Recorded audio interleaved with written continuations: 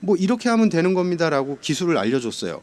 그럼 그 학생이 예 알겠습니다 이러고 하는 사람이 이 세상에 한 명이라도 있을 것 같아요? 없어요. 단 한 명도 없어요. 예. 너는 왜 못하니가 아니라 그 상황이 생겼을 때 선생님은 얼른 그 시점으로 자기를 빨리 돌려야 돼요. 그 당시로 돌아가 가지고 이때 내가 지금 이걸 연습하고 있었을 때 나는 어떻게 했더라? 어떤 솔루션을 가지고 극복을 했더라? 그리고 극복하는데 시간은 얼마나 걸렸더라? 네, 반갑습니다. 발성의 모든 것 보이스 디자인 손창현 쌤입니다. 오늘은 발성의 기술이나 뭐 노래 테크닉 이런 것보다 사실 제가 보컬 트레이닝을 시작한 지가 언제부터냐라고 물어보면 한참 좀 생각을 해봐야 될 정도로 제법 오래됐어요. 제법 오래됐는데 그러면 그 오랜 시간을 보내면서 최근까지도 얼마나 많은 질문을 받겠어요. 근데 그 질문들 중에 세 번째 손가락 안으로 들어갈 정도로 빈번하게 많이 받는 질문이 이겁니다.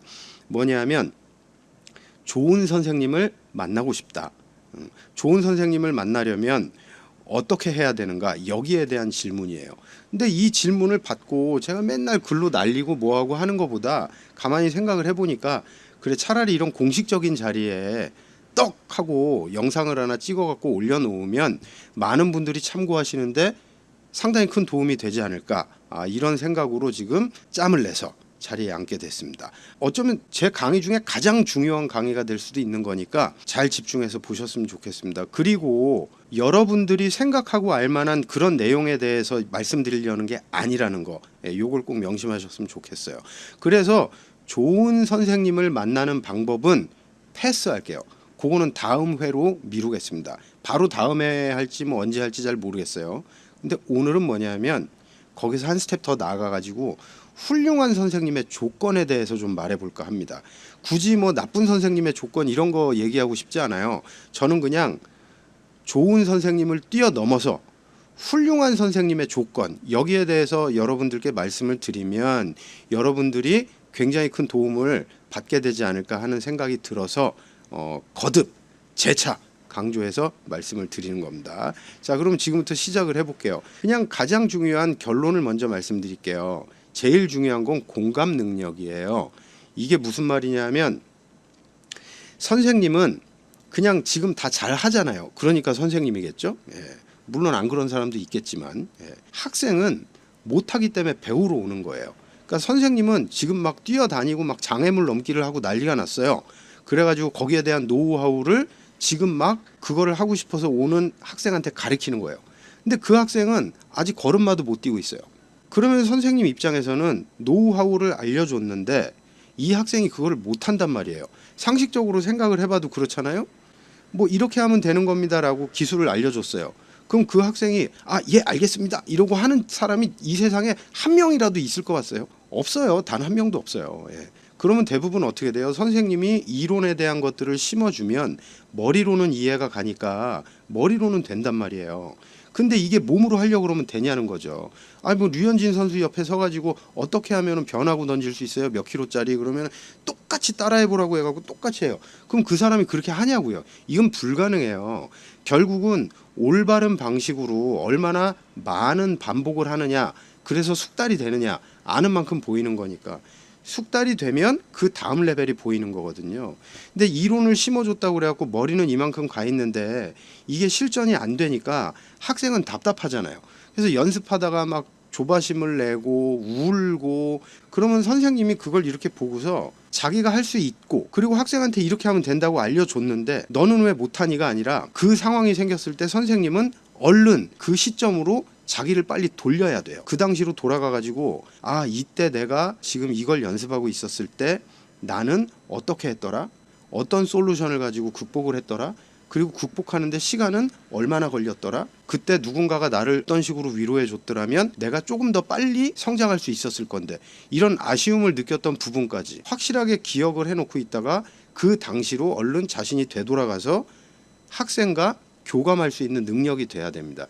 그 공감할 수 있는 능력을 가지고 있는 선생님이 가장 훌륭한 선생님이다라고 저는 생각을 해요. 그래서 뭐 예를 들어서 어떤 거에 대해서 알려주고 수업을 했다. 학생이 당연히 못하겠죠.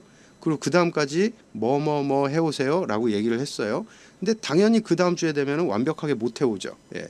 그러면 선생님은 그걸 갖고 질질질 끌 수는 없으니까 당연히 진도를 나가요. 다음 진도를 나갈 때 학생이 못한 부분에 대해서 절대 책망하거나 뭐 할 게 아니라 이거 못하는 거 당연하고 3%만 해달라. 그리고 이거 할 때 이거를 붙여볼 건데 우린 지금 이거에 집중을 해야 되니까 이거 못해도 상관없다. 다만 그러면서 블라블라블라 해가지고 이 학생을 안심시켜주고 이 학생이 성장할 수 있도록 뒤에서 푸시해주고 그 학생이 성장하는 데 있어서는 벗어나지 않도록 최대한 조력자로서의 역할을 해주는 거, 이게 정말 훌륭한 선생님의 첫 번째 덕목이라고 생각을 합니다. 선생님은 생각해보면 그렇잖아요. 막 장애물을 넘고 빨리 뛰고 막 이런 속도의 완급을 조절하기 위해서 수없이 많이 넘어지고 울고 그러면서 조금씩 성장했을 거란 말이에요. 그거를 기억하고 그 과정에 있는 학생을 만났을 때 따뜻하게 보듬어 줄 수 있는, 그러면서도 한도 끝도 없이 늘어지는 게 아니라 선생님의 계획대로 학생을 쭉쭉쭉 끌고 갈 수 있는, 밀어줄 수 있는 이런 능력이 돼야 된다. 이렇게 말씀을 드릴 수가 있겠습니다. 그리고 두 번째 덕목이에요. 두 번째 덕목은 뭐냐면 시간을 잘 지키는 선생님입니다. 예. 선생님 입장에서도 그렇잖아요. 뭐 학생이 갑자기 전화 와가지고 선생님 저 오늘 수업 못 받겠어요 이러면 힘이 쪽쪽 빠지거든요. 근데 여러분들 잘 아시겠지만 음악을 하는 사람들은 낮하고 밤에 대한 경계가 별로 없어요. 작업을 한다던가 아니면 미팅을 한다던가 비즈니스 뭐를 한다던가 뭐 이렇게 하다 보면 밤을 훌딱훌딱 새는 경우가 굉장히 많거든요. 그렇게 됐을 때 피곤하고 힘드니까 그 다음날 학생한테 다 죽어가는 목소리로 오늘 수업 못할 것 같아 우리 뭐 다음에 언제 하자, 그럴 수는 있어요. 그럴 수는 있는데 그런 일이 빈번하게 발생한다. 그러면 그거는 사실상 문제가 있다라고 생각하는 게 맞을 것 같습니다. 예. 그러면 어떻게 해야 되느냐? 수강생을 받지 말아야죠. 본인이 그렇게까지 바쁘면. 예. 어쨌든 책임감이 있는 선생님은요. 나 이때 무슨 일이 있을 것 같아. 미리 얘기를 한다던가 이런 일 자주 있게 안 할게 라면서 학생한테 양해를 구한다던가 아니면 본인이 그 다음날 수업이 있는데 그런 일이 있을 것 같으면 그냥 기분 나는 대로 막 하는 게 아니라 완급을 조절을 하죠. 그래가지고 그 다음날 수업을 하는데 지장이 없게끔 그렇게 하는 선생님이 저는 굉장히 훌륭한 선생님의 두 번째 덕목이라고 생각을 합니다. 그리고 마지막으로 세 번째 덕목을 말씀드릴게요. 이거 나열하면 되게 많아요. 근데 그냥 큰 거 세 개만 꼭지를 찍어갖고 말씀드리는 거예요. 어떤 아티스트나 어떤 음악에 대해서 학생과 토론을 하는 과정에서 그 아티스트를 비방하지 않는 사람입니다. 그러니까 단점보다는 장점을 부각시켜주는 선생님이 훌륭한 선생님의 덕목에 들어간다. 이 얘기는 풀어서 얘기하면 뭐냐면 수강생들은요 아직까지 연글지 않은 사람이에요.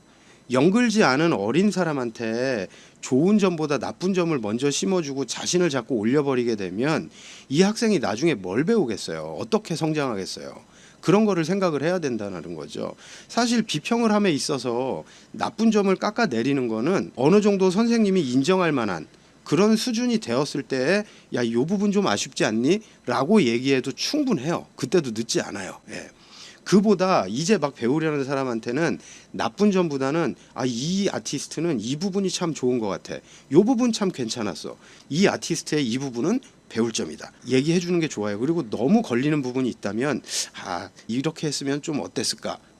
이런 식으로 풀어서 얘기해야지 이건 아니야. 뭐 이렇게 하는 거 아니야. 이런 식으로 얘기하는 선생님은 사실 좀 훌륭하지 못하다.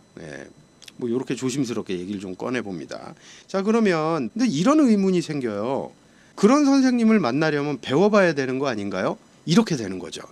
당연히 배워봐야죠. 조금 배워보지도 않고 수업도 들어보지도 않고 그 사람을 어떻게 판단합니까? 저 같은 경우는 지금도 몰라요. 사람을 만나고 한두 번 얘기해보고 그 사람이 어떤 사람인지 지금도 알 수가 없어요.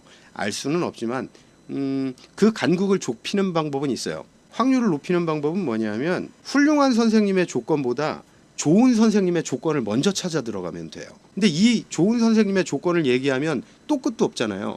그러니까 요거는 그냥 대부분이 아는 그런 조건들을 살펴보면 되는데 여러분들이 어디까지 아실지도 모르고 또 제가 생각하고 내세우고 싶은 조건이 여러분들이 생각하는 것이 아닐 수도 있기 때문에 요거를 다음 챕터로 미루겠다라고 말씀을 드린 거예요. 왜냐하면 방금 오늘 다룬 이 훌륭한 선생님을 찾는 방법만 해도 지금 시간이 훌쩍 갔을 거란 말이죠. 그러니까 지금 올린 게 좀 더 궁금하거나 이런 게 있어가지고 질문이 좀 많이 올라온다거나 뭐 이런 일이 생기면 제가 좋은 선생님의 조건까지 따로 챕터를 띄어서 말씀을 드리도록 하겠습니다.